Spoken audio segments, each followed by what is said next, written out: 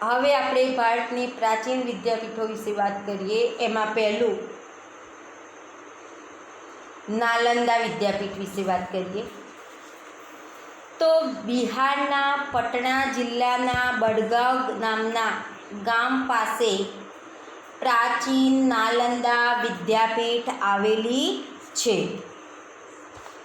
ભારતીય સંસ્કૃતિમાં બૌદ્ધ અને જૈન પરંપરામાં નાલંદાનું મહત્ત્વ ઘણું છે। આ પ્રાચીન વિદ્યાપીઠમાં મહાવીર સ્વામીએ 14 ચાતુર્માસ કર્યા હોવાથી આ સ્થળને જૈન તીર્થ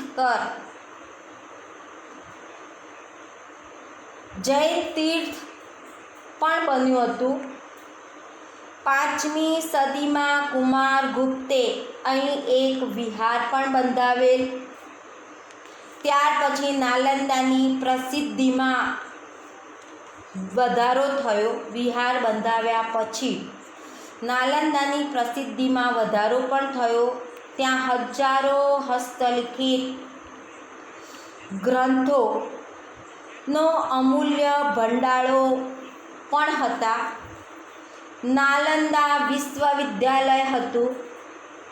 ભારતીય સંસ્કૃતિનું આ એક તીર્થધામ પણ બન્યું હતું। દેશ પરદેશથી વિદ્યાર્થીઓ અહીં અભ્યાસ કરવા માટે આવતા।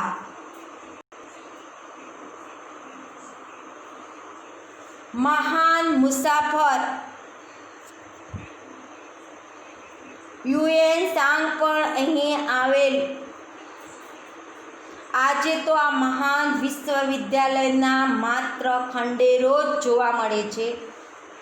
ફક્ત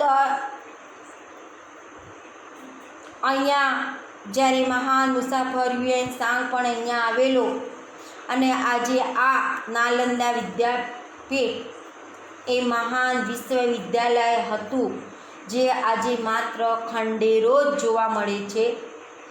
આમ છતાં તે ખંડેરોમાં ફરતા ફરતા પણ દેશની ભવ્ય સંસ્કૃતિની એક ઝાંખી પણ થઈ શકે છે। નાલંદામાંથી ભણીને બહાર નીકળેલ વિદ્યાર્થીઓ ભારતનો આદર્શ વિદ્યાર્થી કહેવાતો। જેમ સારી કોલેજમાંથી અભ્યાસ કરીને વિદ્યાર્થી બહાર નીકળે તો આદર્શ વિદ્યાર્થી કહેવાય, એમ નાલંદામાંથી ભણીને પણ બહાર નીકળેલ વિદ્યાર્થી ભારતનો એક આદર્શ વિદ્યાર્થી કહેવાતો હતો। ઈસુની 5મી થી 11મી સદી દરમિયાન નાલંદા શિક્ષણના સર્વોત્તમ સ્થાને હતું। આ સમયે ભારતમાં વિશ્વભરમાં શ્રેષ્ઠતમ ગણાય તેવા ગ્રંથાલયો પણ હતા। તક્ષશિલા તેમજ નાલંદા વિદ્યાપીઠમાં આવેલ ગ્રંથાલયોમાં અભ્યાસ અને સંશોધન કરવા માટે દેશ વિદેશમાંથી અનેક વિદ્યાર્થીઓ અહીં આવતા હતા। તક્ષશિલા તેમજ નાલંદા વિદ્યાપીઠમાં આવેલ ગ્રંથાલયો એટલે કે પુસ્તકાલયો, જેને આપણે લાઇબ્રેરી કહીએ છીએ, ત્યાં અભ્યાસ અને સંશોધન કરવા માટે દેશ પરદેશથી વિદ્યાર્થીઓ અહીં આવતા। આમાંનો માત્ર યુએન સાંગ 657 હસ્તલિખિત ગ્રંથો પોતાની સાથે ક્યાં લઈ ગયો તો ચીન।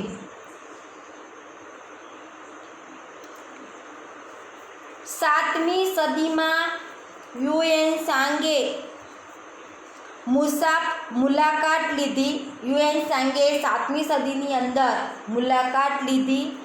મુલાકાત લીધા પછી મહાન વિદ્યાલયમાં 7 મોટા ખંડો પણ હતા। વ્યાખ્યાન માટેના 300 ખંડો હતા। વિદ્યાર્થીઓના રહેવા માટેના ખાસ મઠો પણ બાંધવામાં આવેલા હતા। વિદ્યાપીઠને નિર્વાહ માટે અનેક ગામો દાનમાં મળેલા હતા કે વિદ્યાર્થીઓ જ્યાં અભ્યાસ માટે આવેલા હોય તેમના ભરણ પોષણ માટે ગામમાંથી ઘણા ગામો દાન કરતા હતા. ગામોની આવકમાંથી વિદ્યાર્થીઓને ભોજન અને વસ્ત્રો વિના મૂલ્યે શું કરવામાં આવતા? પૂરા પાડવામાં આવતા. એટલે કે મફત એમને ભોજન અને વસ્ત્રો આપવામાં આવતા. અહીંના ગ્રંથાલયોમાંથી અહીંના જે ગ્રંથાલયવાળો વિસ્તાર ધર્મગંજ તરીકે ઓળખાતો હતો. ઈસવીસનની 5મી થી 11મી સદી સુધી નાલંદાની ખ્યાતિ અને સુપ્રસિદ્ધ વિદ્યા કેન્દ્ર તરીકે રહી હતી. તો આ વાત કરી આપણે નાલંદા વિદ્યાપીઠની. હવે આવશે તક્ષશિલા. તો વર્તમાન સમયમાં પાકિસ્તાનમાં આવેલ રાવલપિંડીથી પશ્ચિમે પ્રાચીન તક્ષશિલા વિદ્યાપીઠ હતી.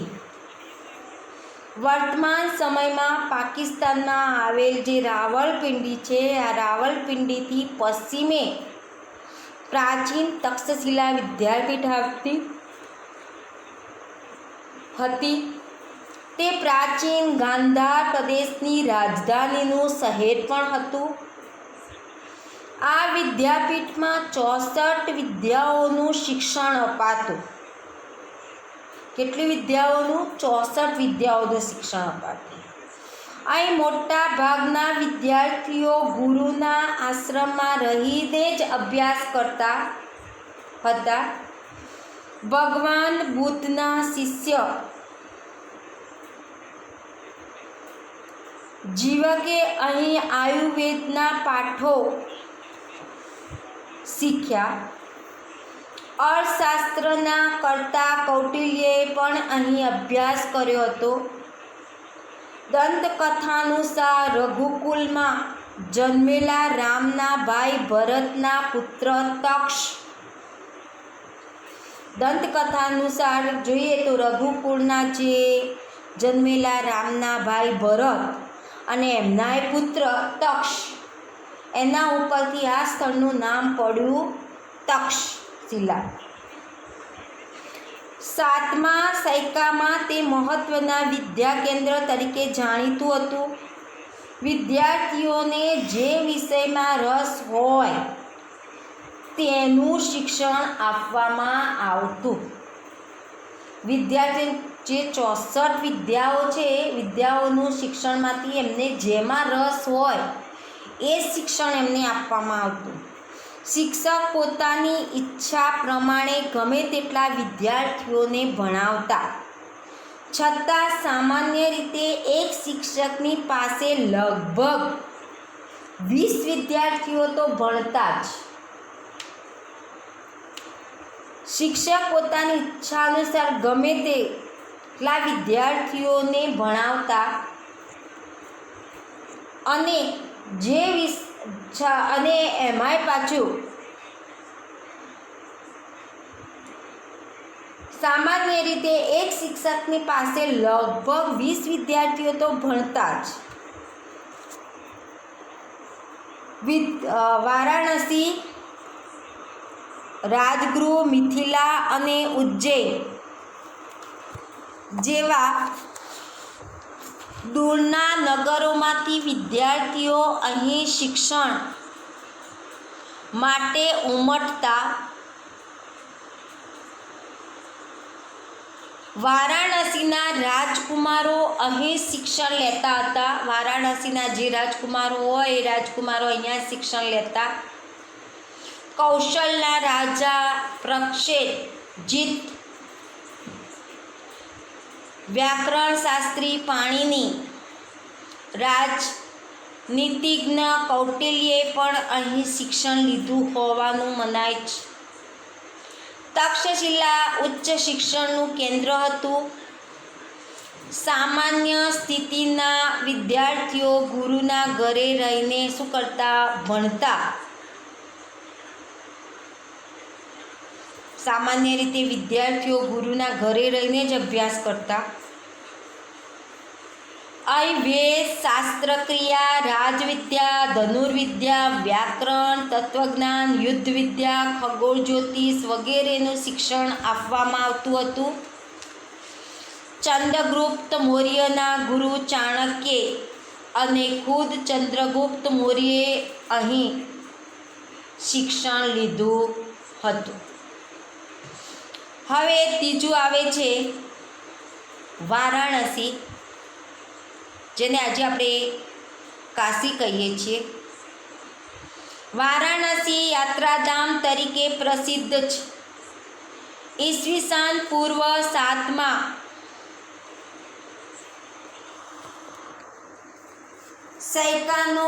સૈકામાં તે ભારતનું પ્રસિદ્ધ વિદ્યા કેન્દ્ર હતું. ઉપનિષદ કાળમાં તે આર્ય સંસ્કૃતિ અને ધર્મના કેન્દ્ર તરીકે પણ વિકસ્યું. એના રાજા અજાતશત્રુ ઉપનિષદ કળામાં એક તત્વજ્ઞાની અને વિદ્યાના પોષક હતા. વ્યાસ સંહિતામાં મહર્ષિ વેદવ્યાસનો આશ્રમ અહીં હોવાનો પણ ઉલ્લેખ થયેલો છે. ભગવાન બુદ્ધે પોતાના મતના પ્રચાર અને પ્રસાર માટે વારાણસી પર શું કરી હતી? તો પસંદગી આપી હતી. ભગવાન બુદ્ધે પોતાના મત પ્રમાણે અને પોતાના મતના પ્રચાર અને પ્રસાર માટે એમણે વારાણસીની પોતાની પસંદગી કરેલી છે. આદિ શંકરાચાર્ય જેવા સમયે તત્વજ્ઞ તેમના વેદાંતના નૂતન સિદ્ધાંતની સ્વીકૃતિ માટે કાશી જવું પડ્યું હતું. ચૈતન્ય મહાપ્રભુ અને પુષ્ટ માર્ગના પ્રવર્તક વલ્લભાચાર્યજીએ પણ પોતાના વૈષ્ણવ સંપ્રદાયની પ્રતિષ્ઠા અહીં જ મેળવી હતી. પંજાબના વિદ્વાન કુટુંબોએ સ્થળાંતર કરવું પડ્યું હતું. પંજાબના જે વિદ્વાન હતા, આ વિદ્વાન કુટુંબોએ શું કરવું પડ્યું હતું? સ્થળાંતર કરવું પડ્યું હતું. એટલે કે એમને એક જગ્યાએથી બીજી જગ્યાએ જવું પડ્યું હતું. ત્યારે તેઓ મુખ્યત્વે કાશી અને થોડા પ્રમાણમાં કાશ્મીર જઈને એ લોકો વસ્યા. થોડો સમય કાશીમાં અને થોડા સમય પછી એ ક્યાં જઈને વસ્યા? કાશ્મીરમાં જઈને. અન્ય રાજાના રાજકુમારો પણ અહીં ઉચ્ચ શિક્ષણ માટે આવતા હતા. સમ્રાટ અશોકના આશ્રયથી વારાણસીનો સારનાથ મઠ પ્રસિદ્ધ વિદ્યાધામ તરીકે બન્યો. હવે ચોથા નંબરનું જોઈએ વલ્લભી વિદ્યાપીઠ. તો ઈસવીસનના 7મા શતકમાં ગુજરાતનું આ વિદ્યાધામ અતિ પ્રસિદ્ધ શિક્ષણ કેન્દ્ર હતું. વલ્લભીને વિશાળ અને અત્યંત પ્રસિદ્ધ વિદ્યાધામ બનાવવામાં મૈત્રક વંશના તત્કાલીન શાસકો અને નાગરિકોનો મોટો ફાળો પણ હતો. 7મી સદીમાં ભિક્ષુ વિદ્યાર્થીઓ રહેતા. ભિક્ષુ એટલે કે ગરીબ વિદ્યાર્થીઓ રહેતા. વલ્લભી ત્યારે બૌદ્ધ મતના હીનયાન પંથનું કેન્દ્ર હતું. એટલે કે વલ્લભી ત્યારે બૌદ્ધ મતના હીનયાન પંથનું કેન્દ્ર હતું. 7મા શતકની મધ્યમાં પ્રસિદ્ધ બૌદ્ધ વિદ્યાનો સ્થિરમતી અને ગુણમતી વલ્લભીના અગ્રણી આચાર્ય હતા. દૂર દૂરના ગંગા યમુનાના મેદાન વિસ્તારમાંથી બ્રાહ્મણ વિદ્યાર્થીઓ અહીં ઉચ્ચ અભ્યાસ માટે શું કરતા? આવતા હતા. એટલે કે દૂર દૂરના ગંગા યમુનાના મેદાન વિસ્તારમાંથી બ્રાહ્મણ વિદ્યાર્થીઓ અહીં ઉચ્ચ અભ્યાસ માટે આવતા. 7મા શતકની મધ્યમાં પ્રસિદ્ધ બૌદ્ધ વિદ્વાનો સ્થિરમતી અને ગુણમતી વલ્લભીના અગ્રણી શું ગણાતા? આચાર્ય હતા. ચીની જે પ્રવાસી ઇત્સિંગે નોંધ્યું છે કે વલ્લભી પૂર્વ ભારતની પ્રસિદ્ધ શિક્ષણ સંસ્થા નાલંદા સાથે સ્પર્ધા કરતી. આ બંને વચ્ચે વલભી અને નાલંદા વચ્ચે શું થતી? સ્પર્ધા થતી. વલભી એક રાજધાની અને આંતરરાષ્ટ્રીય બંદર હતું. વલભીના શાસક મૈત્રક રાજવીઓ પણ વિદ્યા અને વિદ્યાપીઠના મહાન આશ્રયદાતાઓ પણ હતા. એ બાબતની નોંધ લેવી પડે કે મૈત્રક વંશના રાજવીઓ બૌદ્ધ નહોતા, સનાતની હતા, છતાં આ સંસ્થાને મદદ કરતા. એટલે કે મૈત્રક વંશના રાજવીઓ બૌદ્ધય નહોતા, સનાતની હતા, છતાં આ સંસ્થાને એ લોકો શું કરતા? મદદ કરતા. ઈસવીસન 775 અરબોએ આક્રમણ કર્યું અને મૈત્રકો પરાજિત થયા. આરબોએ 775 ઈસવીસન 775 આક્રમણ કર્યું અને મૈત્રકો પરાજિત થયા અને વિદ્યાપીઠો શું કરી દેવામાં આવી? બંધ પડી. અહીં પ્રસિદ્ધ વિદ્વાનોના નામ દરવાજા ઉપર પણ લખવામાં આવતા. અહીં પ્રસિદ્ધ વિદ્વાનો જે હતા એમના નામ દરવાજા ઉપર લખવામાં આવતા. વિદ્વાનો રાજસભામાં પોતાનું પાંડિત્ય દાખવીને રાજતંત્રમાં ઊંચા અધિકારો પ્રાપ્ત કરતા. અહીં વિદ્વાનો રાજસભામાં પોતાનું પાંડિત્ય દેખાડતા કે પોતે કેટલા હોશિયાર છે, કેટલા પંડિત છે, એ દાખવીને રાજતંત્રમાં ઊંચો અધિકાર પ્રાપ્ત કરતા. આ જાણીતી વિદ્યાપીઠ હતી કઈ? તો વલભી. અને જ્ઞાનની આરાધના તથા તેમની વિશિષ્ટ પ્રકારની શિક્ષણ પ્રણાલીને કારણે ભારતમાં જ નહીં પરંતુ તે સમયના સુસંસ્કૃત વિશ્વમાં તે પ્રસિદ્ધ થઈ હતી. આ વિદ્યાપીઠમાં દેશ પરદેશથી અભ્યાસ કરવા માટે વિદ્યાર્થીઓ અહીં આવતા. સાચા અર્થમાં તે આંતરરાષ્ટ્રીય વિદ્યાપીઠ હતી જેમાં લગભગ પ્રત્યેક વિદ્યા શાખાઓનું શું બન્યું હતું? શિક્ષણ અપાતું.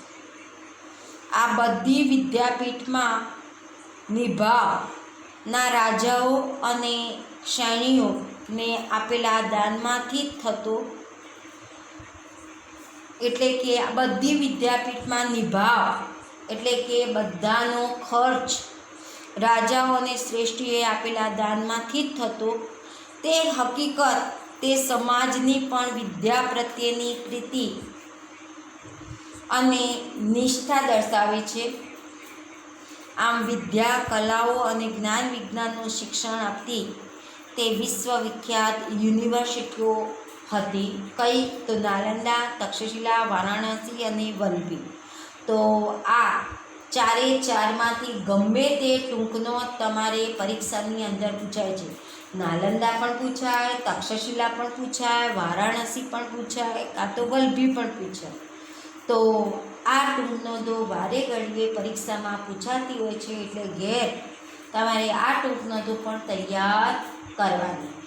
અહીંયા પાઠ તમારો પૂરો થાય છે. તમારે સ્વાધ્યાય જ્યારે તમે લખીને મોકલો ત્યારે તમારું આખું નામ, તમારો રોલ નંબર અને ધોરણ તમે લખીને મોકલો, જેથી અમને ખાસ ખબર પડે કે તમે આ ધોરણના આ વિદ્યાર્થી છો. નમસ્કાર વિદ્યાર્થી મિત્રો. ભાગ 1ની અંદર આપણે ભાગ 1માં બ્રાહ્મણ ગ્રંથો વિશે આપણે વાત કરી હતી. હવે આપણે મધ્યકાલીન સાહિત્ય વિશે વાત કરીએ તો ઉત્તર ભારતમાં મધ્યયુગની શરૂઆતમાં સંસ્કૃત સાહિત્યની ભાષા બની રહી. કહેવાનો મતલબ એ છે કે ઉત્તર ભારતમાં મધ્યયુગ જે છે એ મધ્યયુગની શરૂઆતમાં જ સંસ્કૃત સાહિત્યની ભાષા બની રહી. આ યુગમાં કાશ્મીરમાં 2 મહાન ગ્રંથો લખાયા. જેમાં પહેલો છે સોમદેવનો કથાસરી સાગર અને બીજો છે કલ્હણનો રાજતરંગણી. એમાં રાજતરંગણી એ કાશ્મીરના ઇતિહાસને આલેખતો અત્યંત મહત્ત્વનો ગ્રંથ ગણાય છે. જે રાજતરંગણી છે એ રાજતરંગણી કાશ્મીરના ઇતિહાસને આલેખતો સૌથી મહત્ત્વનો ગ્રંથ ગણાય છે. સાચા અર્થમાં તે ભારતનો સર્વપ્રથમ ઐતિહાસિક ગ્રંથ છે. આ સમયની બીજી મહત્ત્વની રચના જે જયદેવનું ગીત ગોવિંદ છે, જેની ગણના સંસ્કૃતમાં સુંદરમાં સુંદર કાવ્ય ગ્રંથોમાં થાય છે. કે જે ગીત ગોવિંદ એ જયદેવના સમયની બીજી મહત્ત્વની રચના એ ગીત ગોવિંદ છે અને એની ગણના સંસ્કૃતમાં સુંદર કાવ્ય ગ્રંથોમાં થાય છે. આ સમયે અભ્રષ્ટ થયેલી ભાષાઓમાંથી આધુનિક ભારતીય ભાષાઓનો વિકાસ પણ થયો હતો. કવિ ચંદ બરદાઈ રચિત પૃથ્વીરાજ રાસો હિન્દી સાહિત્યનો પ્રારંભિક ગ્રંથ છે. પૃથ્વીરાજ ચૌહાણના વીરતાપૂર્ણ કાર્યોનું વર્ણન કરતા આ ગ્રંથની રચનાથી હિન્દી સાહિત્ય જગતમાં વીરગાથા યુગનો પ્રારંભ થયો. આ સમયે દક્ષિણ ભારતમાં સંસ્કૃત સાહિત્યની મોટા પ્રમાણમાં રચના થઈ, જેમાં શંકરાચાર્યની ભાષ્ય એ મુખ્ય ગણાય છે. લીટી દોરી કાઢજો. શંકરાચાર્યનું ભાષ્ય એ સૌથી મહત્ત્વનું છે, મુખ્ય ગણાય છે. આ સમયમાં દ્રવિડ કુળની ભાષાઓનો વિશેષ વિકાસ પણ થયેલો હતો. થોડા સમય સુધી કન્નડ સાહિત્ય પર જૈન ધર્મની ગાઢ અસર પડતા કવિ પંપા એ આદિપુરાણની રચના કરી. કવિ પંપાએ આદિપુરાણની રચના કરેલી છે. 16મા જૈન તીર્થંકરનું જીવન આલેખન તું શાંતિ પુરાણ કવિ પોન્નાએ તૈયાર કરેલું છે. આ ઉપરાંત રન્નાએ અજીતનાથ પુરાણ નામની કૃતિઓની રચના કરેલી છે. જો પંપાએ આદિપુરાણની, કવિ પોન્નાએ શાંતિપુરાણની અને રન્નાએ અજીતનાથ પુરાણ નામની કૃતિઓ રચી. એ યુગમાં કવિઓ પંપા, પન્ના અને રન્ના એ પ્રારંભિક કન્નડ સાહિત્યની ત્રિપુટી તરીકે તેમને ઓળખવામાં આવેલી છે. આ ત્રણેયને પંપા, પન્ના અને રન્ના આ ત્રણેયને કન્નડ સાહિત્યની ત્રિપુટી તરીકે ઓળખવામાં આવે છે. હવે કવિ કંબલે તમિલ ભાષામાં રામાયણની રચના કરી. આ ઉપરાંત તમિલ ભાષામાં અન્ય પ્રસિદ્ધ સાહિત્ય પણ રચાયું. ત્યાર પછી ભારતીય ભાષાઓનો વિકાસ અને સાહિત્ય કૃતિઓની રચના દિલ્હી સલ્તનત કાળમાં વેગીલી બની છે.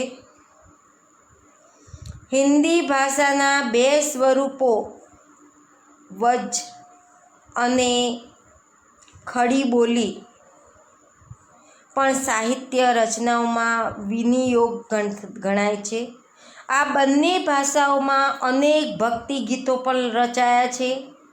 હિન્દી અને ગુજરાતી ભાષા સાથે મળતી આવતી રાજસ્થાની ભાષામાં વીરગાથાઓ લખાઈ છે. આલ્હા, ઉદલ, બિસલદેવ અને રાસો આ સમયની વિખ્યાત વીરગાથાઓ છે. આ ઉપરાંત અન્ય આધુનિક ભારતીય ભાષાઓમાં પણ સાહિત્ય રચવાનું શરૂ થયું. મુલ્લા દાઉદનો ગ્રંથ ચંદ્રાયન એ અવધી ભાષાનો સૌથી જૂનો ગ્રંથ ગણાય છે. જો કે પ્રાચીન ગ્રંથો પરના ભાષ્યો હજુ પણ આ સમયે સંસ્કૃત ભાષામાં રચાયા હતા. હવે આવે છે ફારસી ભાષા. દિલ્હીના સુલતાનોની રાજભાષા છે ફારસી. તેના સાહિત્યની અસર રૂપે અનેક ફારસી શબ્દોનો સમાવેશ ભારતીય ભાષાઓમાં થયેલો જોવા મળે છે. આ યુગમાં અનેક ઇતિહાસકારો થયા, જ્યાં જિયાઉદ્દીન બર્નીએ તારીખે ફિરોઝશાહીની રચના કરી. આ ખાસ ધ્યાન રાખજો કે આ યુગની અંદર અનેક ઇતિહાસકારો થયા, જ્યાં જિયાઉદ્દીન બર્નીએ તારીખે ફિરોઝશાહીની રચના કરી, જેમાં ખલજી અને તુગલ વંશના રાજ્યોનું વિસ્તૃત વિતરણ કરવામાં આવેલું છે. હવે તેણે રાજકીય સિદ્ધાંતો પર ફતવાએ જહાદારી નામનો ગ્રંથ લખ્યો હતો. અમીર ખુસરો આ સમયનો સૌથી મહાન સાહિત્યકાર પણ ગણાય છે. લીટી દોઈ કાઢજો. અમીર ખુસરો એ આ સમયનો સૌથી મહાન સાહિત્યકાર ગણાય છે. તેઓ એક કવિ, ઇતિહાસકાર, રહસ્યવાદી, સંત અને સંગીતકાર હતા. સુપ્રસિદ્ધ હજરત નિઝામુદ્દીન ઔલિયા એ એમના કોણ હતા? ગુરુ. કોના ગુરુ હતા? તો અમીર ખુસરોના. કોણ હતા? તો હજરત નિઝામુદ્દીન ઔલિયા એ એમના ગુરુ હતા. હવે ત્યાર પછી તેના એ ગુરુ તો હતા, પણ તેની મહત્ત્વની કૃતિઓ આશિકા, નૂર, સિપ્પીહર અને કુરાતુલ સદાયનનો સમાવેશ થાય છે. આ ઉપરાંત તેણે અનેક કાવ્ય ગ્રંથોની પણ શું કરેલી હતી? રચના કરી. તેને પોતાની ભારતીય હોવા ઉપરનો બહુ ગર્વ હતો, કે પોતે ભારતીય હતો. એ ભારતીય હોવાનો એને પ્રથમ એને ગર્વ હતો. તેથી તે ભારતની પૃથ્વી પરને એને શું ગણતો હતો? સ્વર્ગ ગણતો હતો. હવે તેણે પોતાના પુસ્તકોમાં ભારતનું વાતાવરણ, એની સુંદરતા, એની ઇમારતો અને એના જ્ઞાન વિજ્ઞાનના પુષ્કળ વખાણ પણ કરેલા છે. તે દૃઢપણે માનતો હતો કે હિન્દુ ધર્મનું સારત્વ અનેક રીતે ઇસ્લામ સાથે પણ મળતું આવે છે. તે દિલ્હીની આજુબાજુ બોલવામાં આવતી ભાષાને કઈ ભાષા કહેતો હતો? હિન્દવી. દિલ્હીની આજુબાજુ જે ભાષાઓ બોલાતી હતી એ બધી ભાષાઓ ને એ હિન્દવી પણ કહેતો હતો. ત્યાર પછી તેણે પોતાની માતૃભાષા પણ ગણાવે છે. આ ભાષામાં તેમણે અનેક કવિતાઓ લખી. હિન્દી અને ફારસીઓને ભેગી કરીને દ્વિભાષી ચોપાઈ અને દુહાઓ પણ રચ્યા છે. તેમણે શરૂ કરેલ આ સ્વસ્થ પરંપરા તેમના પછી સદીઓ સુધી ચાલુ રહેલી છે. હવે પ્રાદેશિક ભાષાઓ અને તેના સાહિત્યને પ્રાદેશિક શાસકોએ વેગ આપ્યો. ભક્તિ માર્ગના સંતોએ લોકોએ આ ભક્તિ માર્ગના સંતોએ લોકોની ભાષામાં ઉપદેશ આપ્યો. તેમાં કબીર જેવા અનેક સંત કવિઓનો પણ સમાવેશ થાય છે. તે વખતે ભોજપુરી અને અવધી એ હિન્દી ભાષાની મુખ્ય બોલીઓ હતી. કબીરની રચનાઓ મુખ્યત્વે સધુકડી લોકબોલીમાં છે. જે કબીરની રચનાઓ છે, આ કબીરની રચનાઓ મુખ્યત્વે સંધુકડી લોકબોલીમાં છે. તેના દોહરાઓ લોક સાહિત્યનું એક અંગ બન્યો છે.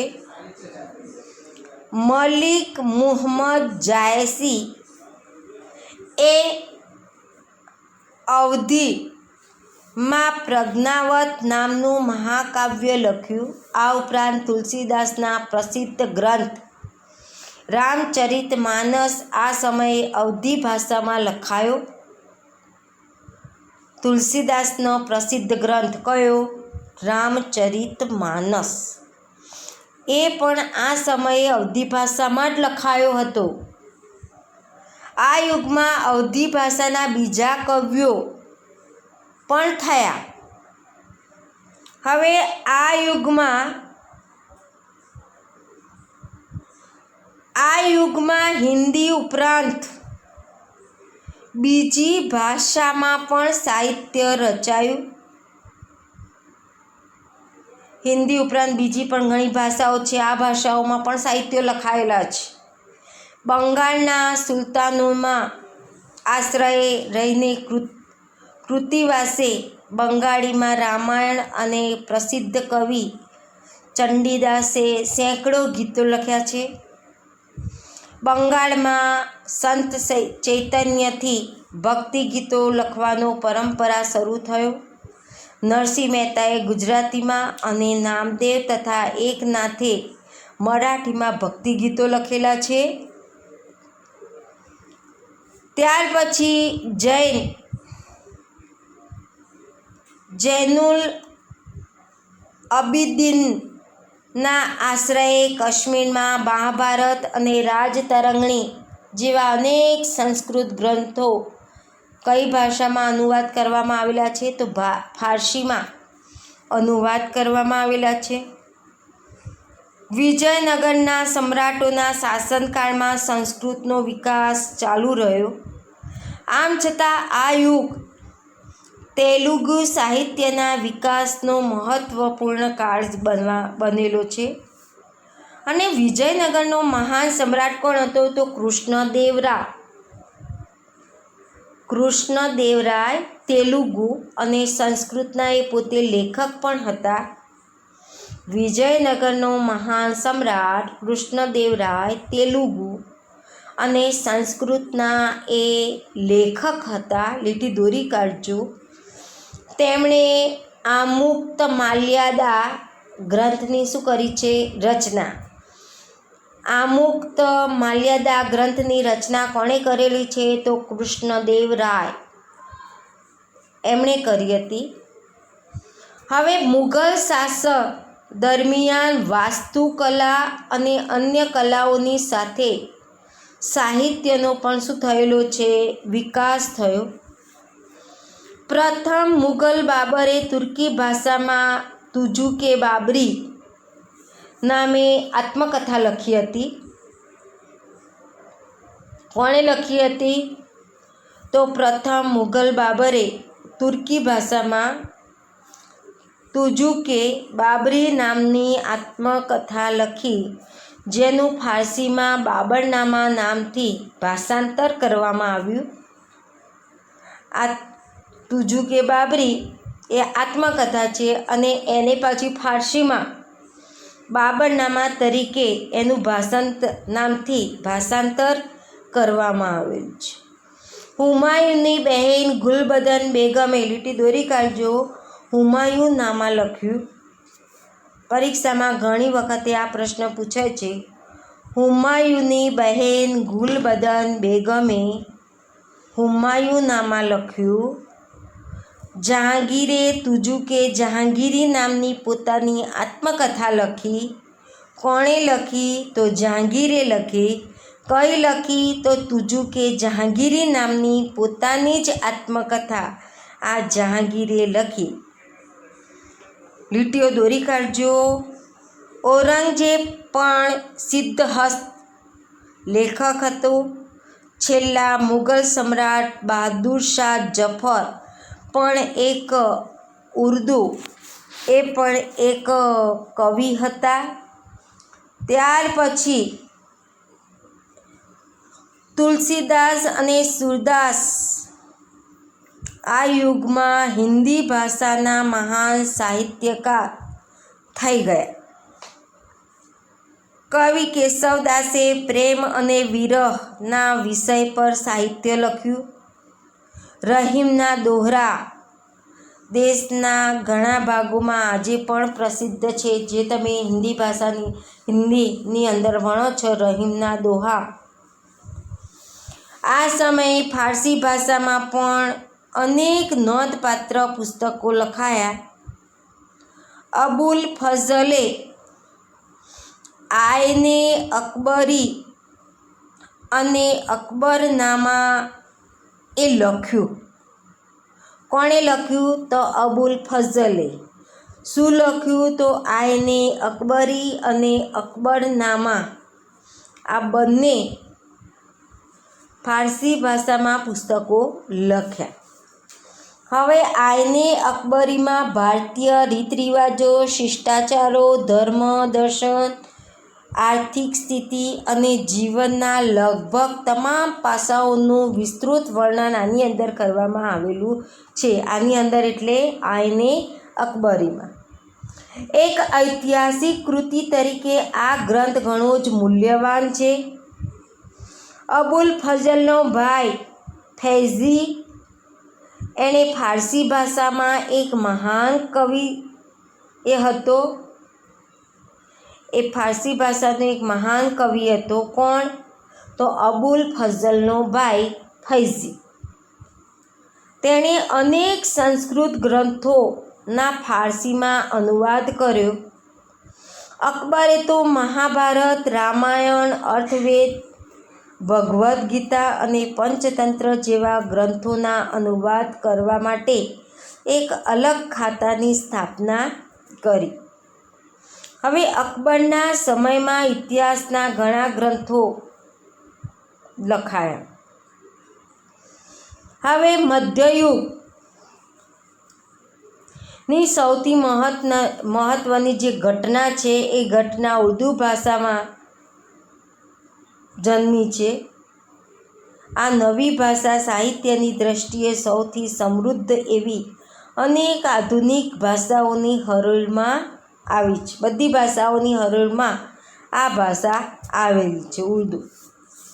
હવે આ ભાષામાં વલી, મિર્દળ, મીર તકી મીર, નઝીર અકબરાબાદી અને અસદુલ્લા ખાન ગાલિબ જેવા મહાન કવિ થયા.